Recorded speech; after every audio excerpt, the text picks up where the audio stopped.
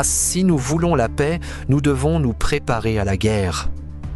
Cette phrase n'est pas nouvelle, mais lorsqu'elle est prononcée par un gouvernement qui n'a jamais cessé de faire la guerre, elle prend un tout autre poids, ou plutôt, elle révèle son véritable sens. Il ne s'agit pas de paix, il s'agit de contrôle, et il ne s'agit pas de se préparer à la guerre. Il s'agit de l'alimenter, de la légitimer et d'en tirer profit. Au début, cela peut sembler n'être qu'une déclaration belliciste de plus, un discours de routine de Washington sur la sécurité nationale, les frontières menacées, les intérêts globaux et la nécessité de moderniser les forces armées. Mais si l'on regarde de plus près, quelque chose a changé. Le ton est devenu plus direct, les mots moins diplomatiques, et le plan plus clair. La nouvelle administration Trump est revenue avec la promesse de America First. Mais cette fois, la traduction est autre. Il ne s'agit plus de protéger les emplois américains ou de relancer l'industrie nationale. Il s'agit de rétablir la centralité militaire des États-Unis comme puissance absolue, même si cela doit coûter une guerre avec la plus ancienne civilisation encore debout, la Chine. Pete Hegseth, désormais secrétaire à la Défense, ne fait pas semblant. Il affirme ouvertement être un fiscal hawk et un defense hawk. En d'autres termes, il veut couper dans les dépenses sociales, mais augmenter celles de l'armée. Couper à la base pour renforcer les missiles. Il parle de repriorisation. Mais ce qui est réellement priorisé, c'est la guerre. La paix, dans ce contexte, n'est qu'un décor pour légitimer un conflit inévitable. Tandis que le discours parle de retenue, de coopération et de modération, la pratique est tout autre. Bombardement à Gaza avec un soutien logistique direct de Washington, fourniture d'armes à Israël, opération en Somalie, frappes coordonnées en Syrie et flux continu d'armes et de renseignements vers l'Ukraine, même lorsque Trump prétend prendre ses distances avec le conflit. C'est le vieux tour de la double main, une main tend un rameau d'olivier pendant que l'autre presse la gâchette. Et même lorsqu'on confronte le gouvernement à cette contradiction, il ne nie pas, il dit que c'est nécessaire, que c'est stratégique, qu'il faut se préparer pour l'avenir. Il parle d'armes hypersoniques, de drones sous-marins, UUVS, de drones aériens, UAVs, et d'une reconfiguration du théâtre militaire américain pour affronter le nouvel ennemi central du XXIe siècle, la Chine. Lors de son premier mandat, Trump a autorisé la vente de milliers de bombes à Israël, des bombes qui aujourd'hui rasent des quartiers entiers, des écoles, des hôpitaux, des familles entières à Gaza. Lors de son second mandat, il continue de soutenir cette politique avec enthousiasme.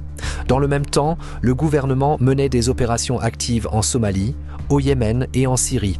Et il prétendait pourtant rééquilibrer l'attention vers la Chine. Autrement dit, il visait une nouvelle cible, tout en détruisant les précédentes.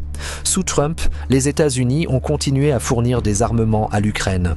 Ils ont aussi maintenu le soutien logistique, données de surveillance, géolocalisation par satellite et même cartographie pour des frappes menées avec des lance-roquettes HIMARS. Des frappes qui ont déjà dépassé les frontières de l'Ukraine, touchant des cibles à l'intérieur même de la Russie grâce, entre autres, à des informations traitées par des systèmes comme Starlink d'Elon Musk. Le discours n'a jamais été celui de la paix. Il a toujours été question de domination. Ce qui est en jeu, ce n'est pas d'éviter une guerre, c'est de s'assurer que, lorsqu'elle éclatera, les États-Unis en aient le contrôle du début à la fin. La priorité militaire américaine aujourd'hui, ce n'est pas de protéger le territoire national. Ce n'est pas d'empêcher des invasions. Ce n'est pas de répondre à des attaques. C'est de faire en sorte que la Chine reste soumise, que l'Asie demeure sous influence occidentale, que les flux commerciaux, technologiques et politiques restent centrés sur les États-Unis, même si cela signifie mettre le monde en péril. Une guerre n'a pas besoin de commencer par des tanks traversant des frontières ou des chasseurs fendant le ciel. Certaines guerres commencent par une rumeur, un discours. Et d'autres commencent lorsque l'ennemi est fabriqué, pièce par pièce, dans des laboratoires de propagande, dans des bureaux de stratégie, dans des contrats milliardaires signés au Pentagone. C'est exactement ce qui est en train de se passer avec la Chine. Ce que les États-Unis font n'est pas de la défense. C'est la fabrication, en plein jour, d'un ennemi idéal. Une menace qui justifie tout. L'augmentation du budget militaire, la surveillance de masse, les bases dans le Pacifique, les drones à Taïwan, la guerre commerciale, le sabotage technologique. Et le plus effrayant, tout cela est en train d'être normalisé, comme si cela faisait partie du quotidien, comme si c'était inévitable. Et au milieu de tout ça, il y a nous. Toi, moi, tes factures à la fin du mois, ton loyer en retard, ton enfant dans une école publique avec un repas rationné, pendant que des milliards sont dépensés pour protéger les intérêts américains dans des régions dont tu n'as peut-être jamais entendu parler. La vérité, c'est que la guerre contre la Chine a déjà commencé, sauf qu'elle ne fait pas la une des journaux. Elle se cache dans les interlignes. Elle est dans chaque sabotage de projets d'infrastructures menés par Pékin dans les pays du Sud global. Elle est dans les attentats ciblés contre des ingénieurs chinois sur des routes, des ports, des barrages hydroélectriques, comme ce cas étouffé au Pakistan, où un convoi de techniciens a été attaqué par des militants financés indirectement par Washington. Elle est dans les think tanks de Washington qui cartographient ouvertement où et comment la Chine doit être confrontée, en Afrique, en Asie centrale, en Amérique latine, dans la mer de Chine méridionale. Une véritable carte de contention géopolitique. Elle est dans les accords secrets avec des pays qui peinent à payer les salaires de leurs fonctionnaires, mais qui reçoivent des tonnes d'armement au nom de la sécurité. Elle est dans les bases militaires réactivées aux Philippines, aux îles Mariannes, à Guam, au Japon.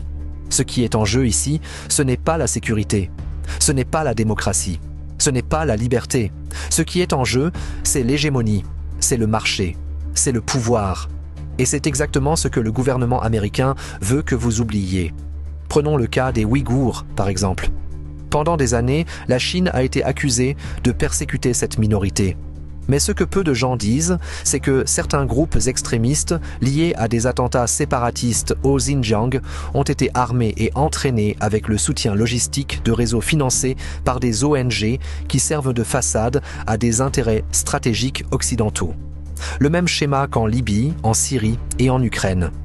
Toujours la même formule, identifier un groupe insurgé.